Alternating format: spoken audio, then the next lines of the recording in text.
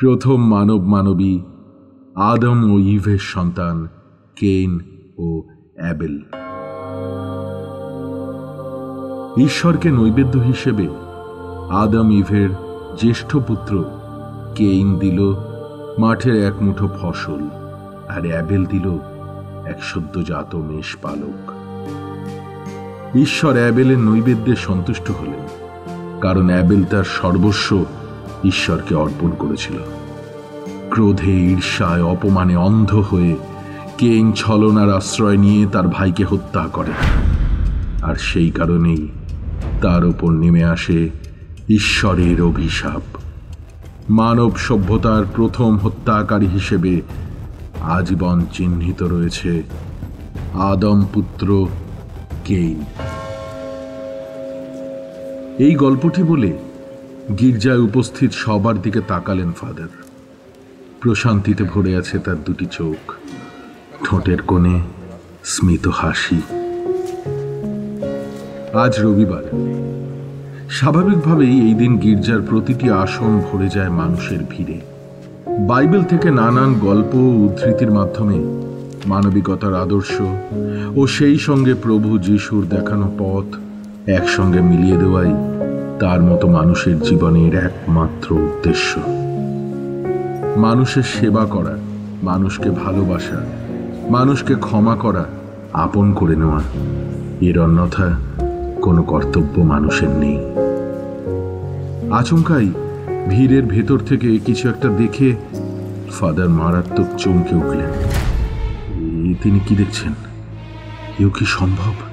কিন্তু না, তিনি তো ভুল দেখছেন না। একটা প্রবল ভয়ে, আতঙ্কে, উত্তেজনায় গলা যেন শুকিয়ে এলো তার। কয়েক মুহূর্ত পাথরের মূর্তির মতো দাঁড়িয়ে থাকার পর তিনি সঙ্গে সঙ্গে ঘুরে দাঁড়ালেন পেছনে দাঁড়ানো মস্ত ক্রসের দিকে।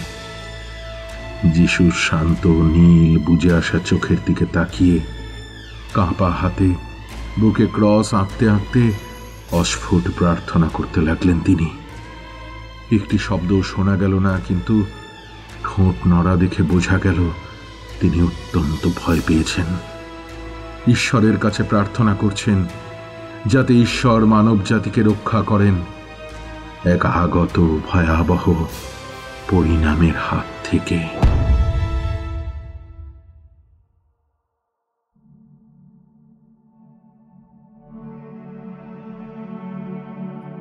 আমরা যতদিন বাঁচি প্রত্যেকেই চলার পথে কিছু না কিছু অন্যায় করে থাকি, কখনো জেনে, কখনো না জেনে।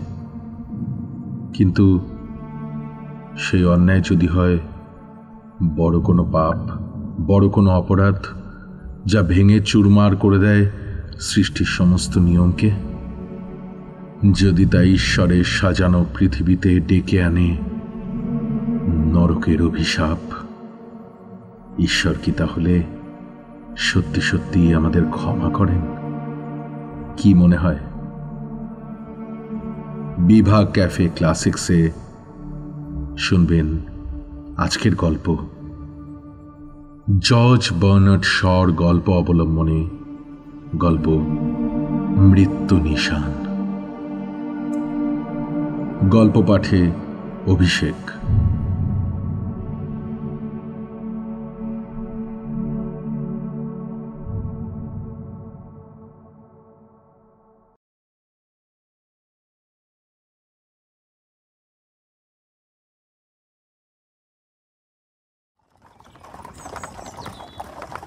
রোডের নাম চার্চ। লন্ডন শহরের উপকণ্ঠে রাস্তাটা। ভিড় নেই শহরের, বেশ সুন্দর খোলামেলা জায়গা এখানে। ওই সামনের রাস্তাটায় থাকতেন হোপ দম্পতি। বেশ আনন্দেই ছিলেন তারা, কিন্তু এক সময় ওই এলাকায় ইচ্ছে না থাকলেও তাদের ছাড়তে হলো। এর কারণ সেই বিশ্রী বাড়িটা। তারা যখন এ পাড়ায় এলেন তখনও বাড়িটা ছিল না, জায়গাটা ফাঁকাই পড়েছিল ওখানে। তাদের বাড়িখানা চার্চ রোডের একেবারে শেষ মাথায়, আর্ল স্ট্রিটের কাছাকাছি। তারা আসার অনেকদিন পরে উল্টো দিকের ফাঁকা জায়গায় একটা বিরাট চৌকোনা বাড়ি উঠল। বাড়িটির গড়নে অবশ্য কোনো শিল্প কার্য ছিল না। বাড়িখানা পীড়িত করে দর্শকের চোখ দুটিকে। বলতে কি, বাড়িখানা অত্যন্ত কুশ্রী। এমন বাড়ি কে তৈরি করলো এত টাকা খরচ করে কে জানে। তারপর মিস স্পেন্সার নামে এক ভদ্রমহিলা সে বাড়িতে থাকতে এলেন। তার সঙ্গে এলো কয়েকজন ঝিচাকর। ভদ্রমহিলার সঙ্গে কোনো আপনজন ছিল না। নতুন প্রতিবেশিনীকে লক্ষ্য করবার অনেক সুযোগ ছিল মিসেস হোপের। সুযোগটাকে তিনি কাজেও লাগালেন। অনেক কিছুই জানলেন তার সম্বন্ধে। রোজ সকালে ভদ্রমহিলা বাড়ির পাশের একটা দরজা দিয়ে বাইরে আসতেন। তিনি চার্চ রোডের এক প্রান্ত থেকে আরেক প্রান্তে পায়ে হেঁটে ঘুরে বেড়াতেন প্রায় ঘণ্টাখানেক। মিস স্পেন্সারের চেহারা লম্বা, দোহারা, চেহারায় ছাপ রয়েছে একটা আভিজাত্যের। তার পোশাক বেশ আভিজাত্যপূর্ণ। তার হাঁটা চলার মধ্যেও ফুটে উঠত আভিজাত্য। রাস্তার পাশে গাছের ছায়ায় ছায়ায় যখন তিনি চলতেন, তখন দেখতে বেশ ভালো লাগত। মিসেস হোপ ভদ্রমহিলার আর কোনো পরিচয় জানতেন না, ওই নামটুকু ছাড়া। তবে তিনি যে অভিজাত পরিবারের সন্তান, সে বিষয়ে সন্দেহের অবকাশ ছিল না। ভদ্রমহিলার গাড়িখানাও বেশ দামি, কাজেই তার যে অর্থের অভাব ছিল না তা বেশ বোঝা যেত। রোজ বিকেলে তিনি গাড়ি করে বেড়াতে বেরোতেন, কিন্তু সকালে হেঁটে চলবার সময় কিংবা বিকেলে গাড়ি করে বেড়াবার সময় ভদ্রমহিলা একাই থাকতেন। তার জীবন ছিল নিঃসঙ্গ। মিসেস হোপের খারাপ লাগতো তার এই নিঃসঙ্গ জীবন দেখে। তার কি কোনো কাছের মানুষ নেই? একদিন সকালে চায়ের টেবিলে বসে মিস্টার হোপ খবরের কাগজ পড়ছিলেন। এমন সময় মিসেস হোপ বললেন, অত বড় একখানা বাড়িতে থাকতে মিস স্পেন্সারের নিশ্চয়ই খুব কষ্ট হয়। ওরকম একলা থাকাটা খুবই একঘেয়ে ব্যাপার। ঠিকই বলেছ। ওই মহিলার জীবনে কোনো বৈচিত্র্য নেই, অথচ মহিলা বেশ সুন্দরী এবং ব্যক্তিত্ব সম্পন্না। দেখলেই মনে হয় অভিজাত বংশের। আচ্ছা, একটা কাজ করলে হয় না? কি কাজ? তুমি ভদ্রমহিলার সঙ্গে আলাপ করতে পারো, কিন্তু মুশকিল হচ্ছে এক সুন্দরী নারী আবার আর এক সুন্দরী নারীকে মোটেও সহ্য করতে। খুব হয়েছে মশাই, আমি না হয় একদিন গিয়ে মিস স্পেন্সারের সঙ্গে আলাপ করে আসব। একটা ছোট ঘটনা ঘটল সেই দিনই। এত তাড়াতাড়ি হয়তো মিসেস হোপের মনের বাসনা পূর্ণ হতো না সেদিনে সেই ঘটনাটি না ঘটলে। পোষা কুকুর কার্লোকে নিয়ে তিনি চার্চ রোডে বেড়াতে গিয়েছিলেন। হঠাৎ দূরে তিনি দেখতে পেলেন মিস স্পেন্সারকে। ভদ্রমহিলা এদিকেই আসছেন। কার্লো এতক্ষণ মহা খুশিতে মিসেস হোপের চারপাশে ছোটাছুটি করছিল। ওর গলা থেকে বেরিয়ে আসছিল আনন্দের ডাক। হঠাৎ কুকুরটার কি যেন হলো। ওটা দাঁত বের করে হিংস্রভাবে তীর বেগে ছুটল মিস স্পেন্সারের দিকে। কার্লো ভদ্রমহিলাকে এমন জোরে ধাক্কা মারল যে তিনি পড়তে পড়তে টাল সামলে নিলেন। মিসেস হোপও সঙ্গে সঙ্গে ছুটে গেলেন ওর দিকে। কুকুরটার আচরণের জন্য তিনি লজ্জিত অপ্রস্তুতভাবে বারবার ক্ষমা চাইতে লাগলেন ভদ্রমহিলার কাছে। ভদ্রমহিলা ততক্ষণে সামলে নিয়েছেন। ঠিক আছে, আপনি এত অপ্রস্তুত হচ্ছেন কেন? আমি কিছু মনে করিনি, আর তাছাড়া আমি নিজেও কুকুর ভালোবাসি। কার্লো বুঝতে পেরেছিল যে সে অন্যায় করে ফেলেছে। মালকিনের পিছনে চুপচাপ দাঁড়িয়েছিল কুকুরটা।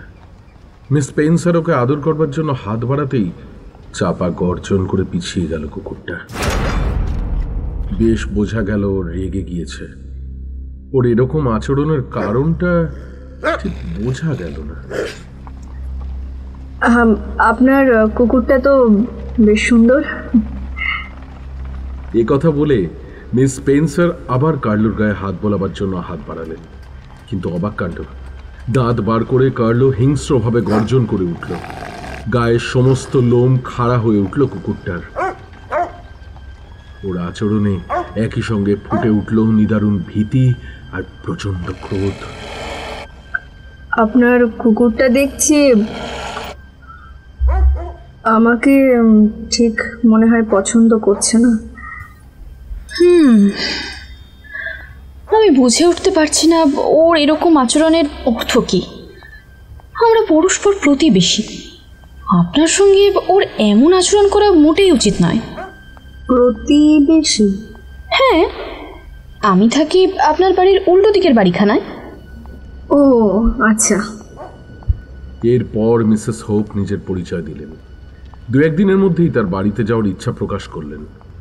খুশির হাসিতে ভরে গেল ভদ্রমহিলার মুখ। তিনি বললেন, বেশ তো, খুবই আনন্দের বিষয়। আসুন না কালকেই তাহলে। বেশ। ভদ্রমহিলাকে কথা দিয়ে তখনকার মতো বিদায় নিলেন মিসেস হোপ। পরদিন মিস স্পেন্সারের বাড়িতে গেলেন তিনি। দুজনেরই দুজনকে বেশ ভালো লাগলো। এরপর প্রায়ই তার বাড়িতে যাওয়া আসা করতে লাগলেন মিসেস হোপ। ভদ্রমহিলা বিদুষী, সুরুচি সম্পন্না। এছাড়াও তার মধ্যে একটা প্রচন্ড আকর্ষণী শক্তি রয়েছে। যখন তিনি তার কাছাকাছি থাকতেন তখন সেই আকর্ষণী শক্তি যেন মিসেস হোপকে অভিভূত করে ফেলত। যখন তার কাছে তিনি থাকতেন না তখন সেই শক্তি যেন তাকে টানত। ভদ্রমহিলা সম্বন্ধে তার প্রকৃত মনোভাবটা যে সঠিক কি সেটা তিনি ঠিক বুঝে উঠতে পারতেন না। মিস স্পেন্সারকে তিনি ভালোবাসতেন, শ্রদ্ধা করতেন, কিন্তু তার সম্পর্কে মিসেস হোপের মনের এক কোণে একটা ক্ষীণ বিরূপ ভাবও ছিল। কেন সেটা তিনি বুঝতেন না। ভদ্রমহিলার কথাবার্তায় বা আচার আচরণে এমন কিছু ছিল না যার ফলে এই বিরূপতার সৃষ্টি হতে পারে। সোজা কথা, ভদ্রমহিলার প্রতি মনোভাবকে ঠিক মিসেস হোপ গুছিয়ে যেন বুঝতে পারতেন না। তবে যারা মিস স্পেন্সারের কাছাকাছি আসতেন তাদের প্রবলভাবে প্রভাবিত করার ক্ষমতা তার ছিল, এ বিষয়ে কোনো সন্দেহের অবকাশ নেই। ভদ্রমহিলার বয়স 40-এর কম নয়। এই বয়সেও এমন আকর্ষণীয় ক্ষমতা সত্যি ঈর্ষণীয়। এখনো ওর যা রূপ তাতে অভিজাত সমাজের সুন্দরী তরুণীরা পর্যন্ত ম্লান হয়ে যাবে তার সৌন্দর্যের কাছে। কিন্তু ভদ্রমহিলা সমাজে ঠিক মিশতে চাইতেন না, বরং এড়িয়ে যেতেন সমাজকে। একমাত্র মিসেস হোপের সঙ্গেই তার কিছুটা অন্তরঙ্গতা হয়েছিল। সমাজকে এড়িয়ে একক নিঃসঙ্গ জীবনই তার কাম্য ছিল। তিনি অনেকবার মিস স্পেন্সারের বাড়িতে গেলেও তিনি কিন্তু তাদের বাড়িতে বেশি আসেননি। আসতে বললে নানা অজুহাতে এড়িয়ে যাবার চেষ্টা করতেন। আর যদি কখনো আসতেন তাহলে একটা চাপা অস্বস্তি যেন তাকে তাড়া করে বেড়াত। নিজের বাড়ির মতো তিনি সহজ হয়ে উঠতে পারতেন না। হয়তো কার্লোর অদ্ভুত অস্বাভাবিক আচরণে উনি বিব্রত হয়ে পড়তেন। ওকে দেখলে কুকুরটা যে কেন ওরকম করতো কে জানে। উনি এলেই কার্লো গুটিসুটি মেরে সোফার তলায় ঢুকে পড়ত।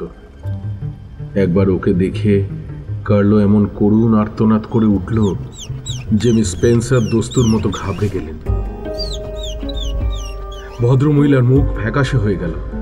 তার প্রায় অজ্ঞান হবার মতো অবস্থা। হোপ দম্পতির জন্য এক প্রবল অস্বস্তিকর ব্যাপার। মিসেস হোপ ভদ্রমহিলার অপ্রস্তুত ভাবটা কাটিয়ে দেবার আপ্রাণ চেষ্টা করতে লাগলেন। মিস স্পেন্সার জোর করে মানসিক ভারসাম্য যেন ফিরিয়ে আনলেন। তারপর বললেন, দেখুন দেখি কাণ্ড। মাঝে মাঝে কি যে হয় আমার, সামান্য ব্যাপারেই ঘাবড়ে যাই, ভয় পেয়ে যাই, স্বস্তি পাই না আসলে। ঠিক নিজের বাড়ি ছাড়া আসলে কোথাও সহজ হয়ে উঠতে পারি না। না না, কি হয়েছে? মানুষ মাত্রই তো হঠাৎ অসুস্থ হয়ে পড়তে পারে। হ্যাঁ বেশ, তবে আজ আসি। আপনার যখনই সুবিধা হবে আমার বাড়িতে চলে আসবেন। মাঝে মাঝে অবশ্য আমিও আসবো আপনাদের এখানে। তাছাড়া আপনি তো বয়সে আমার থেকে অনেক ছোট, কাজেই আপনি বেশি যাবেন। তারপর থেকে প্রায়ই মিসেস হোপ যেতেন মিস স্পেন্সারের বাড়ি। মিস স্পেন্সার কেবল তাকে আকৃষ্টই করতেন না, তার সম্পর্কে মিসেস হোপের মনে জেগে উঠেছিল এক অদম্য কৌতূহল। ভদ্রমহিলার চারপাশে যেন ছিল একটা রহস্যের আবরণ। সে আবরণ দুর্ভেদ্য, সেই রহস্য যেন বোঝা যায় না ঠিক। আলাপ করবার সময় তিনি কখনো বাবা মা ভাই বোন প্রেমিক বা বন্ধু বান্ধবের প্রসঙ্গ একেবারেই তুলতেন না। সাহিত্য, চিত্রকলা, সঙ্গীত, রাজনীতি এবং আরো অনেক টুকিটাকি ব্যাপার নিয়ে তিনি আলোচনা করতেন, কিন্তু নিজের অতীত জীবন সম্পর্কে তিনি যেন ছিলেন একেবারেই চুপ। মিস স্পেন্সারকে কোনো দিন স্মৃতি রোমন্থন করতে দেখা যায়। একবার মিসেস হোপ সোজাসুজি প্রশ্ন করেছিলেন, আপনার পরিবারে কেউ নেই? মানে বাবা মা কিংবা? বাবা মা আমার কেউ বেঁচে নেই, আর আমার আর কেউ নেই। জবাবটা তিনি দিলেন ঠিকই, তবে সেই প্রশ্ন শুনে মিস স্পেন্সারের মুখে নিষেধের যে ভাব ফুটে উঠেছিল তা দেখে মিসেস হোপ আর তাকে ব্যক্তিগত কোনো প্রশ্ন করার সাহস পেলেন। টাকার কোনো অভাব ছিল না মিস স্পেন্সারের। তার দামি পোশাক পরিচ্ছদ এবং জীবনযাত্রার ধরন দেখে মনে হতো তিনি প্রচুর অর্থের অধিকারী। তার ঝি চাকরেরাও বেশ খানদানি ঘরের ঝি চাকরের মতো। নিশ্চয়ই খুব ভালো ছিল তাদের মাইনেপত্রও। তার রাঁধুনি আর খাস ঝি ছিল ইংরেজ, খানসামা লুই ছিল ফরাসি। মিস স্পেন্সার যখন গাড়ি করে বেড়াতে বেরোতেন তখন তার সঙ্গে যেত লুই। লুই মাঝে মাঝে মিস স্পেন্সারের চিঠি নিয়ে মিসেস হোপের কাছে যেত। চিঠিতে আমন্ত্রণ থাকতো তার সঙ্গে বেড়াতে যাবার।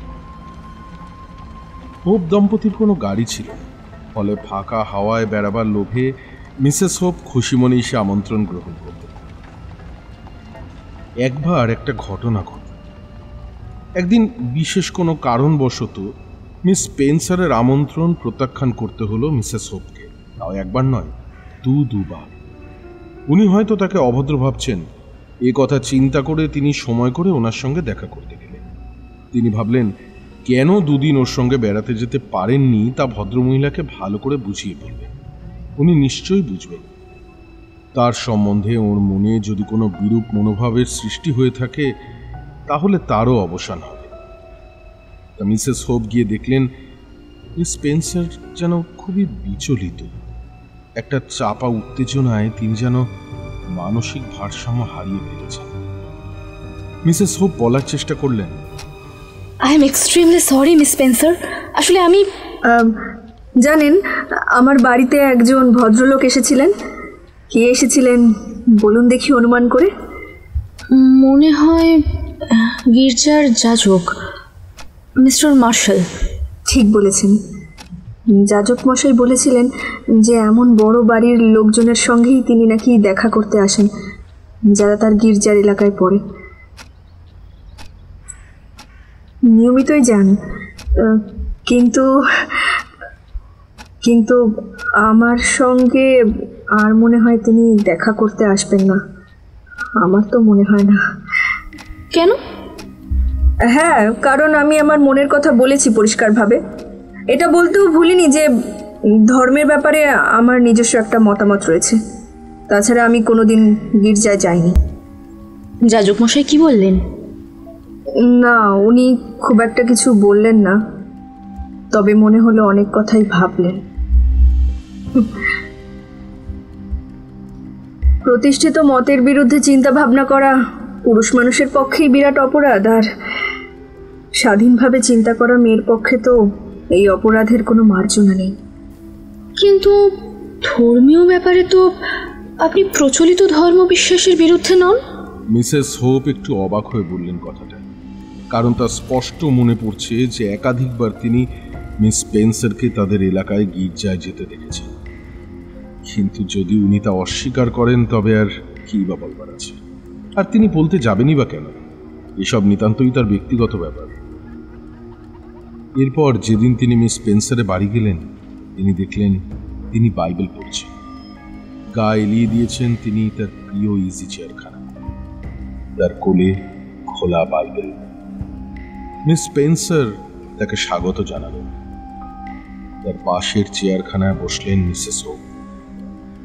মিসেস হোপের দিকে স্থির দৃষ্টিতে তাকিয়ে মিস স্পেন্সার বললেন, আপনি নিশ্চয়ই বাইবেলের কেইন আর অ্যাবেলের কাহিনীটা পড়েছেন। এমনভাবে তিনি প্রশ্নটা করলেন যেন তিনি সদ্য প্রকাশিত কোনো উপন্যাস নিয়ে আলোচনা করতে চাইলেন।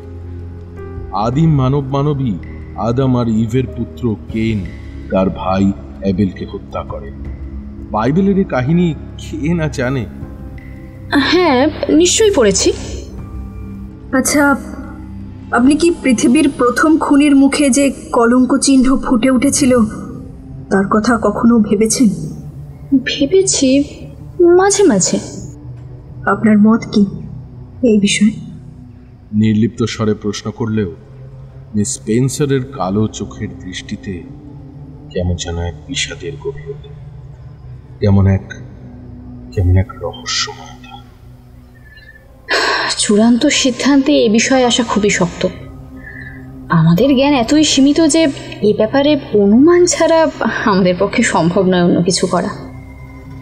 ঠিকই বলেছেন, অনুমানের ফলে আসতে পারে কৌতূহল। হ্যাঁ, ব্যাপারটা খুবই কৌতূহলজনক। যেমন ধরুন ওই কলঙ্ক চিহ্ন, তা কি সবসময় থাকতো নাকি বিশেষ বিশেষ পরিবেশে বা অবস্থায় সেই চিহ্নগুলো ফুটে উঠত? পারবো না বলতে। আমি কোনোদিন ভাবিনি এ সম্পর্কে। সত্যি কথা বলতে কি, আমার কাছে একেবারে নতুন এই ধরনের চিন্তা ভাবনা। কলঙ্ক চিহ্ন সবসময় থাকুক কি না থাকুক, কেইনের তাতে কি? কেইন তো নিজে জানতো কি প্রচণ্ড অন্যায়, কি মহাপাপ সে করেছে। কৃতকর্মের জন্য অনুতাপে ভরে গিয়েছিল তার মন। পাপ স্খলনের জন্য ঈশ্বরের কাছে প্রার্থনা করেছিল সে আকুলভাবে। কিন্তু কেইন কি জানতো যে জীবনের শেষ দিন, শেষ মুহূর্ত পর্যন্ত ঈশ্বরের ক্রোধের প্রতীক স্বরূপ ওই নিদারুণ কলঙ্ক চিহ্ন তাকে বহন করতে হবে নিজের শরীরে? উফ, কি দুর্ভাগ্য, কি শাস্তি! মানসিক দারুণ যন্ত্রণায় হাত কচলাতে লাগলেন মিস স্পেন্সার। কেইনের মতো একজন নৃশংস হত্যাকারীর ওপর মিস স্পেন্সারের এহেন সহানুভূতি দেখে অবাক হলেন মিসেস হোপ। কিন্তু কেইন মহাপাপ করেছিল, সে তার নিজের ভাইকে হত্যা করেছিল। কেইনের শাস্তি পাওয়াই উচিত। হ্যাঁ, সে যে মহাপাপ করেছিল সেজন্য ওরকম শাস্তি তার প্রাপ্য ছিল। ঈশ্বর তাকে ঠিক শাস্তিই দিয়েছেন। কেইনের উপর আমার কোনো সহানুভূতি নেই। ওরকম কথা বলবেন না। মিস স্পেন্সারের কথাগুলো আর্তনাদের মতো শোনাল। তার চোখের দিকে চোখ পড়তেই মিসেস হোপের সমস্ত শরীরটা শিউরে উঠল, মাথা থেকে পা পর্যন্ত কেঁপে উঠল। কি ছিল সেই চোখে?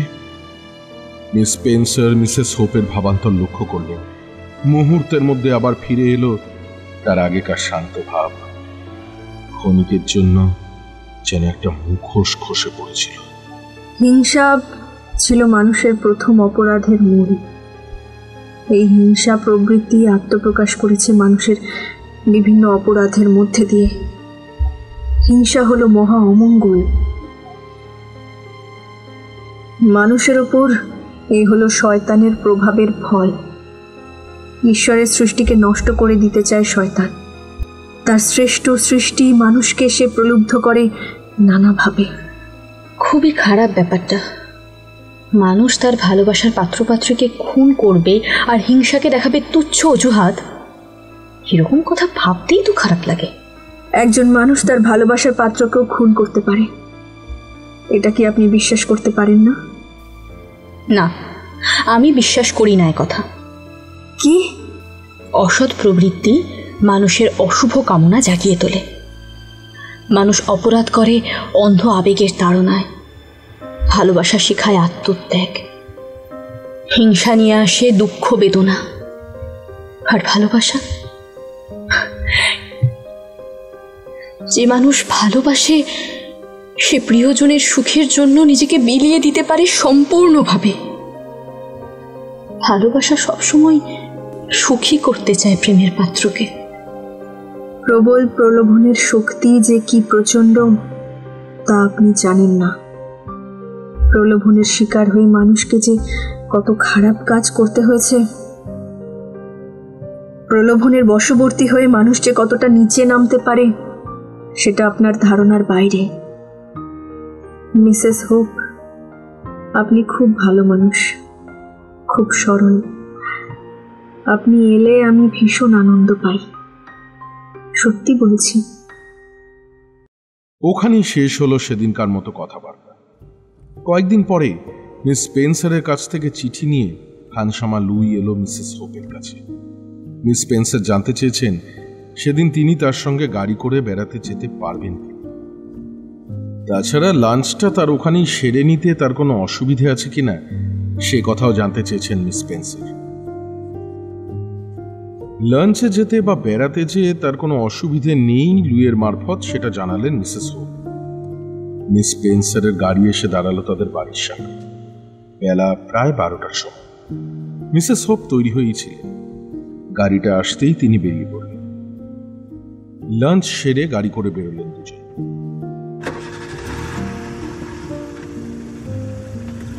খানসামা লুই যথারীতি সঙ্গেই রইল। ঘন্টা দুয়েক তারা ঘুরলেন, তারপর ফেরার পর তারা ফিরছিলেন বড় রাস্তা ধরে। বাড়ি তখনও প্রায় আধ মাইল দূরে। একটা টুপির দোকানের সামনে দিয়ে যাচ্ছিল গাড়িটা। এই দোকানে মেয়েদের নানা রকমের টুপি পাওয়া যায়। একটা ফটো তুলবার স্টুডিও এই দোকানটার পাশে।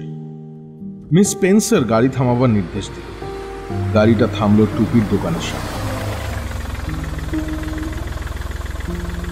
মিসেস হোপ ভাবলেন ভদ্রমহিলা হয়তো টুপি কিনবে, কিন্তু মিস স্পেন্সার বললেন, এখানে নয়, ফটো তুলবো, স্টুডিওর সামনে চলো।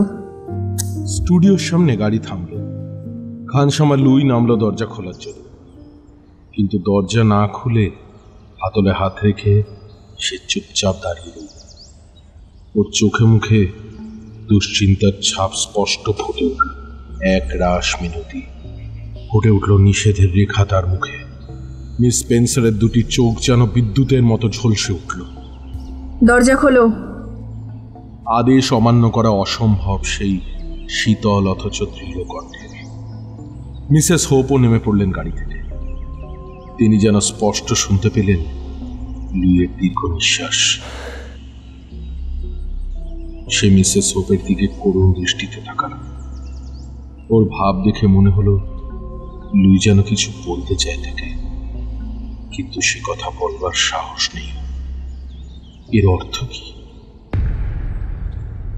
গাড়ি থেমেছে স্মিথের স্টুডিওর সামনে। শহরতলিতে স্মিথের খুব ভালো নামডাক, ভালো ফটোগ্রাফার ছিল। মিসেস হোপও স্বামীর সাথে এখানে এসে কয়েকবার ফটো তুলিয়েছে। স্মিথ খুব যত্ন করে ছবি তোলেন। ছবি তোলার হাতও চমৎকার। তাদের ঢুকতে দেখে কাউন্টার থেকে একটি অল্প বয়সী মেয়ে মিসেস হোপের দিকে এগিয়ে এসে জিজ্ঞেস করল, ছবি তুলবেন? হ্যাঁ। আপনাদের কি আসার কথা ছিল? হ্যাঁ, 2টোর সময় আসার কথা ছিল। বলুন, মিস স্পেন্সার এসেছেন। আসুন, আপনারা ভিতরে আসুন। মেয়েটি তাদের নিয়ে গেল ভিতরের একখানা ঘরে, ছবি তোলার জায়গায়। ডাক চেম্বার থেকে একটু পরেই স্মিথ বেরিয়ে এলো। মিসেস হোপকে দেখে একটু হেসে বলল, এই যে মিসেস হোপ, কিরকম পোজে ছবি তুলবেন? আমি নই, আমার বান্ধবী ছবি তুলবেন। জানালার দিকে মুখ করে দাঁড়িয়েছিলেন মিস স্পেন্সার। তার দিকে আঙুল তুলে দেখালেন মিসেস হোপ। তার কথা শেষ হতে না হতেই মিস স্পেন্সার আস্তে আস্তে ঘুরে পড়লেন। তার দিকে তাকিয়ে ফটোগ্রাফার স্মিথ চমকে উঠল। হ্যাঁ, চমকাবারই কথা। অদ্ভুত পরিবর্তন ভদ্রমহিলার মুখে। মাত্র 10 মিনিট আগে এই মহিলার সঙ্গেই কি গল্পগুজব, হাসি ঠাট্টা করছিলেন মিসেস হোপ। চোখ দুটো বসে গিয়েছে মিস স্পেন্সারের। মুখখানা ফ্যাকাশে, সেখানে যেন এক বিন্দু রক্ত নেই। তার সুন্দর গোল মুখখানা কেমন যেন লম্বাটে হয়ে গিয়েছে। অসহনীয় যন্ত্রণায় নির্ভুল ইঙ্গিত তার মুখের রেখায় ফুটে উঠেছে। অমানসিক যন্ত্রণায় কষ্ট পাচ্ছেন ভদ্রমহিলা। মিসেস হোপ চিৎকার করে বললেন, আপনি আপনি অসুস্থ, আপনি অসুস্থ হয়ে পড়েছেন।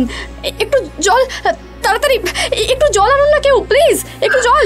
না না, জলের প্রয়োজন নেই। মিস স্পেন্সার অদ্ভুত গলায় বললেন। তারপর আসনে বসে স্মিথকে ইঙ্গিত করলেন ছবি তোলার জন্য। স্মিথ তাড়াতাড়ি কালো পর্দা ঘেরা কোনায় গিয়ে ঢুকল। অদ্ভুতভাবে স্মিথ মিস স্পেন্সারের বসার ভঙ্গি ঠিক করে দেয়নি, এমনকি একটা কথাও বলেনি সম্পর্কে। যেন একরকম বাধ্য হয়ে ছবি তুলছে স্মিথ। মিস স্পেন্সারের পাশে হাঁটু মুড়ে বসে তার বরফের মতো ঠান্ডা হাত দুখানা ঘষতে ঘষতে মিসেস হোপ বললেন, এখন ছবি তুলে কি হবে, কি দরকার? আপনি অসুস্থ, এখন আপনার শরীরের অবস্থা ফটো তোলবার মতো উপযুক্ত নয়। ছবিতে উঠবে না আপনার আসল চেহারা, মৃত মানুষের ছবির মতো মনে হবে। মিস স্পেন্সারের গলা চিরে বেরিয়ে এলো এক অমানসিক দুঃসহ আর্তনাদ। পৃথিবীর সমস্ত যন্ত্রণা যেন ধরা পড়ল ওই তীব্র তীক্ষ্ণ আর্তনাদের মধ্যে। তার ডান হাতখানা চেপে ধরল চেয়ারের হাতল, দাঁতে দাঁত আটকে গেল। মিস স্পেন্সারের কপালে ফুটে উঠল বড় বড় ঘামের ফোঁটা। একটা প্রচন্ড ভয় যেন আচ্ছন্ন করে ফেলতে চাইছে তাকে। প্রবল ইচ্ছা শক্তি দিয়ে তিনি যুঝে চলেছেন সেই মহাভয়ের সঙ্গে। ভদ্রমহিলার এমন অবস্থা দেখে ভয়ে কাঁপতে লাগলেন মিসেস হোপ। আসুন, চলে আসুন আপনি। আমি জানবো, আমাকে জানতেই হবে। মিসেস হোপ, আমার কাছে একটু থাকুন না, একটু কাছে থাকুন। আমাকে একটু সাহায্য করুন আমাকে।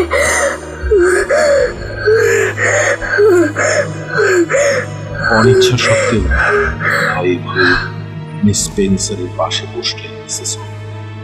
দু হাত দিয়ে নিজের মুখ ঢেকে ফেললেন। ভদ্রমহিলার মুখের দিকে তাকানোর সাহস তিনি যেন হারিয়ে ফেলেছেন। একটা অজানা ভয় যেন তাকে তাড়া করে বেড়াচ্ছে। কিসের জন্য ভয় সেটা না জানায় আতঙ্ক যেন ক্রমেই বেড়ে চলেছিল।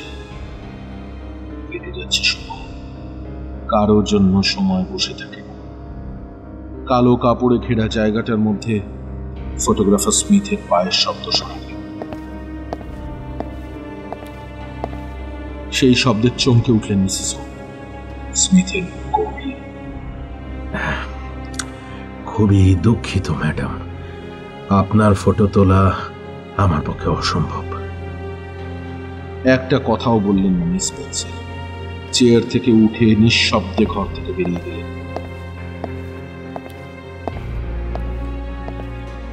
তার মুখে নিদারুণ হতাশার ছাপ। ক্লান্ত হয়েছে।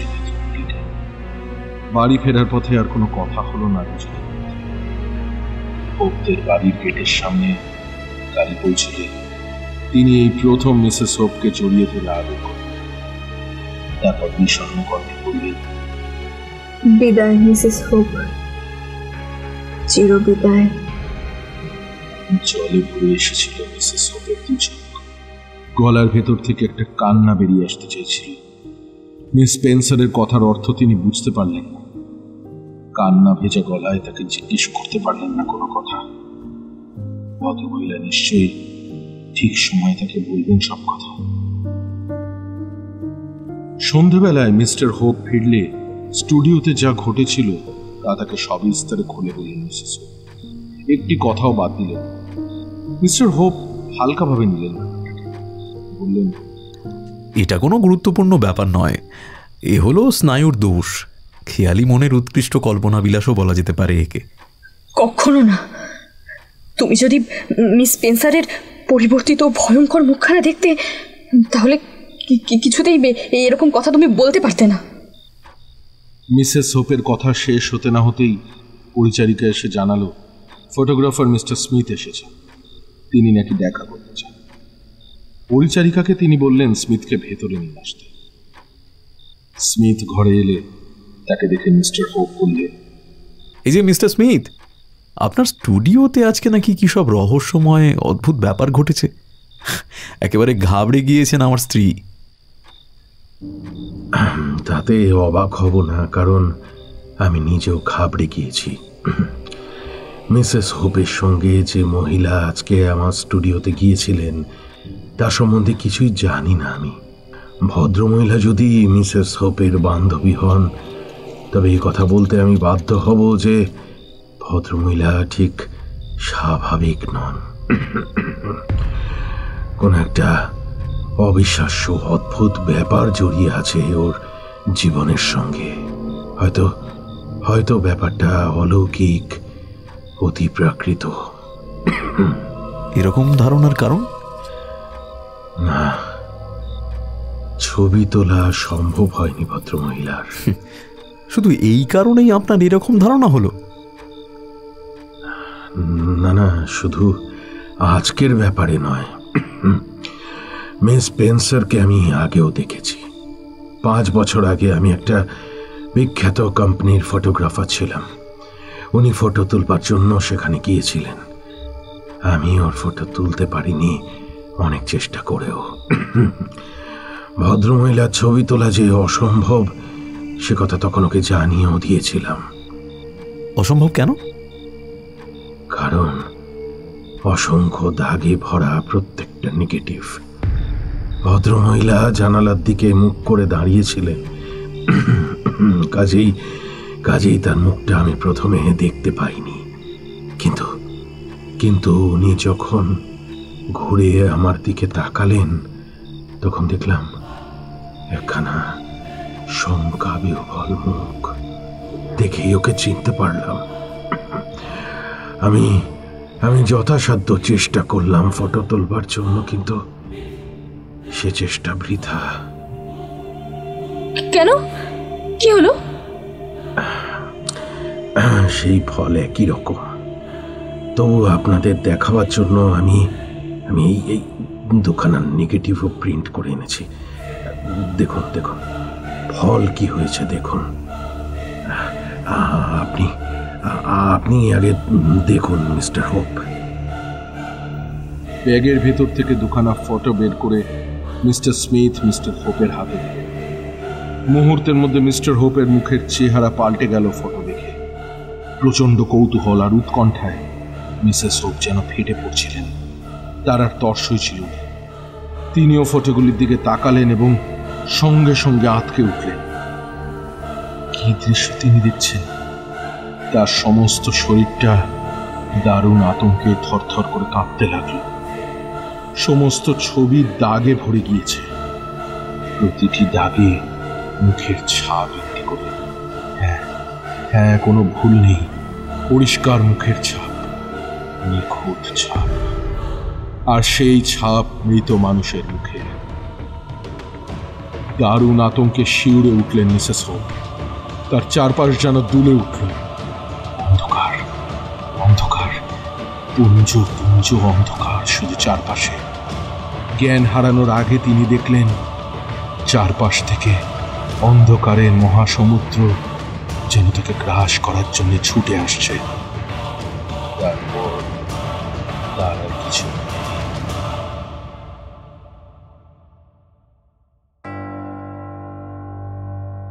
পরদিন স্ত্রীকে ও বাড়ি থেকে অন্য জায়গায় নিয়ে গেলেন মিস্টার হোপ। তারা যখন দিন 15 পরে ফিরলেন তখন সামনের বাড়িটা খালি। মিস স্পেন্সার বাড়ি ছেড়ে চলে গিয়েছেন। মিসেস হোপের সাথে আর দেখা হয়নি, হয়তো দেখা হবেও না ভবিষ্যতে। ভদ্রমহিলা যত বড় অপরাধী করে থাকুন না কেন, তিনি অনেক শাস্তি পেয়েছেন। তাকে সহ্য করতে হয়েছে অনেক যন্ত্রণা, দুঃসহসে যন্ত্রণা। তিনি যে মহা পাপ করেছেন তার জন্য তার মনে অহরহ অনুতাপ হচ্ছে, অনুশোচনা। তার কোনোদিনই মুক্তি নেই এ দুঃসহ যন্ত্রণা থেকে। মিস স্পেন্সারের জন্য মিসেস হোপ সমস্ত মন দিয়ে তার উদ্দেশ্যে অনুকম্পা জানালেন আর প্রার্থনা করলেন পরম পিতার কাছে তার শান্তি কামনা করে। তিনি এখন কোথায় জানা নেই। যদি এই জীবনে তিনি শান্তি নাও পান, মৃত্যুর পর তিনি যেন এই বিভীষিকার হাত থেকে মুক্তি পান। ততদিনে মিসেস হোপ বুঝতে পেরেছেন কেন তিনি বাইবেলে বর্ণিত কেন আর অ্যাবেলের প্রসঙ্গ তুলেছিলেন সেদিন, কেন তিনি একজন হত্যাকারীর জন্য কষ্ট পাচ্ছিলেন।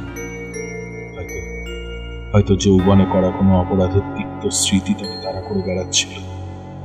সে কে ছিল বা কেন তিনি এ কাজ করেছিলেন তা হয়তো আর কোনোদিনই জানা যাবে না। তবে এটা পরিষ্কার, আলোর সঙ্গে, ঈশ্বরের সঙ্গে সমস্ত যোগাযোগ যেন চিরতরে নষ্ট হয়ে গিয়েছিল তার। ঈশ্বরের রাজত্বে ঘৃণ্য অপরাধীর কোনো ক্ষমা নেই। প্রাণ কেড়ে নেওয়ার মতো যে অপরাধ তিনি করেছিলেন, হয়তো তার ভালোবাসার কোনো মানুষকেই সেই কারণে চিরকালের মতো তার মুখে জায়গা করে নিয়েছিল ঈশ্বরের অভিশাপ, হত্যাকারীর নিশান, মৃত্যু নিশান।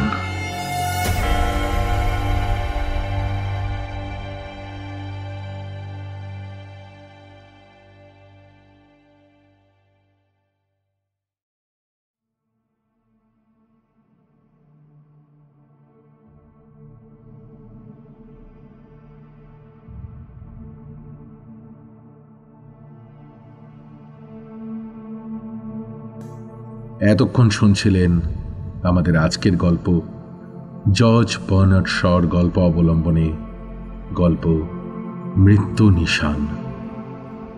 গল্প পাঠে ছিল অভিষেক। অন্যান্য চরিত্রে Mr Hope Kaushik, Mrs Hope Barnisha, Louis Sujatra, অল্প বয়সী মেয়ে বর্ণালী, মিস্টার স্মিথ অভিষেক এবং মিস স্পেন্সারের ভূমিকায় প্রাহি। কভার ডিজাইন দীপক অধিকারী, আবহ সম্পাদনা সায়ন, প্রযোজনা বিভা পাবলিকেশন, নির্দেশনা টিম বিভা ক্যাফে। গল্পটা কেমন লাগলো আমাদের জানাতে ভুলবেন না। যারা গল্প শুনছেন কিন্তু এখনও আমাদের চ্যানেল সাবস্ক্রাইব করেননি, প্লিজ সাবস্ক্রাইব করুন আর পেয়ে যান আমাদের চ্যানেলের সব নোটিফিকেশন সববার আগে। শুনতে থাকুন বিভা ক্যাফে, গল্প শোনার সঠিক ঠিকানা।